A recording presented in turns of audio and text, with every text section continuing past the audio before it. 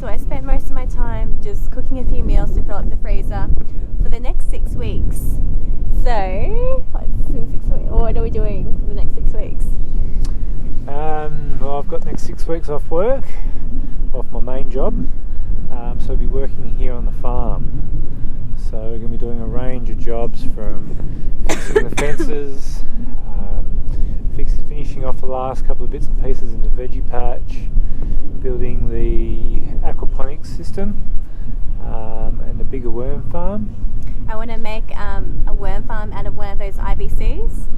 I want to be able to breed a heap of worms so we can introduce them into the garden underneath the mulch and hopefully create some microorganisms in there, some life, nutrition through the worm castings and the worm wee.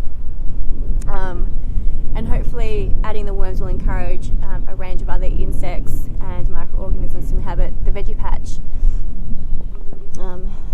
And one of my favourite things to eat is smoked trout, but trout that you buy commercially is often dyed.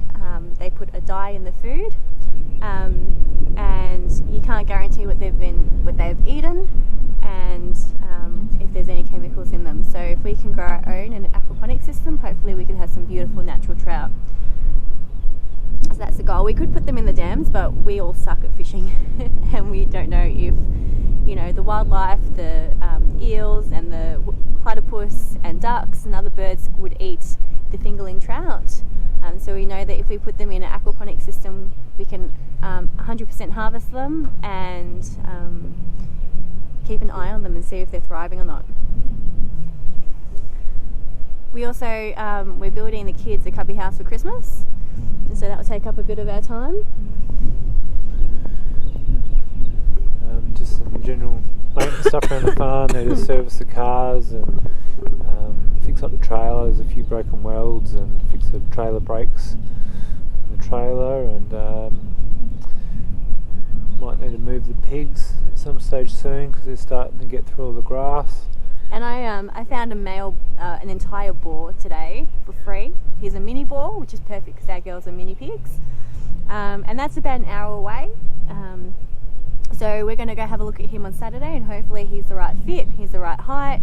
He is only 9 months old, so I'm not sure if he'll be working yet, but he will be working really soon. So hopefully we can have some piglets just before winter. I'm not sure how long they take to grow out, so maybe it will be in spring.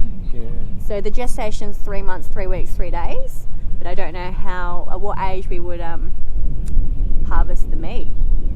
So that's exciting to have our own pork, and we don't eat a heap of pork, so being a mini pig, it gives us less meat that we have to go through, but we do enjoy eating it when we do. So the mini pig is the perfect fit. Also, they were also free, so we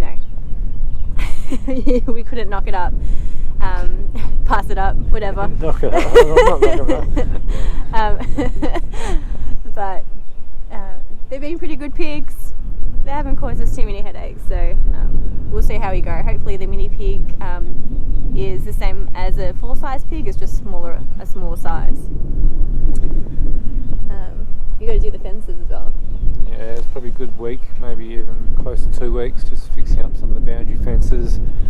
The cattle keep getting down into the dams, which they shouldn't be in there.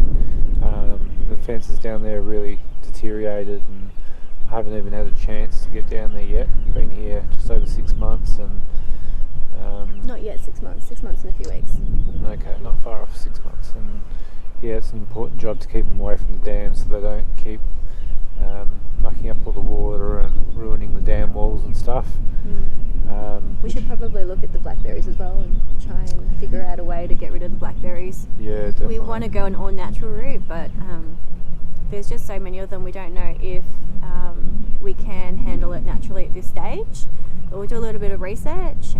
We had thought about getting a goat and then putting the pigs in afterwards, but our neighbour is quite hostile and gets very angry when the sheep, they haven't escaped for a long time. It's been about 3 months since they've escaped, but sometimes she sees the lambs on our property or on the neighbour's property because they just go through the square mesh that's on the fences, the ring lock, and they go straight through it because they're little, and they might go into our orchard and she'll get angry about it. even though it's our property. And they'll go into our neighbour's property, who doesn't mind. We've spoken to them about it, but she'll get angry for them. She's just old and angry and bitter, but anyway. So I don't want a goat to escape and get onto her property and then her have something else to crack it about. So we're just trying to maintain the peace and avoid her as much as possible at the moment. So we're not sure if a goat would work for our situation. I don't really want to tether a goat. I would have to go down there daily, if not twice daily, to check on it. And as you can see, it's steep and it's quite a long way, and I'd have to carry Zara, and I can't. She's too heavy for me, but she won't walk it, and I wouldn't feel comfortable leaving her at the house and going such a long distance away.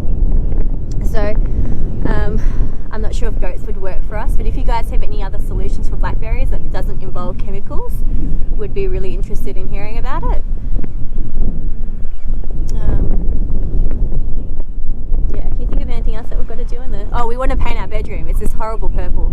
Our first house was purple when I was 20, and I'm done with purple, so if it could just be a nice neutral colour.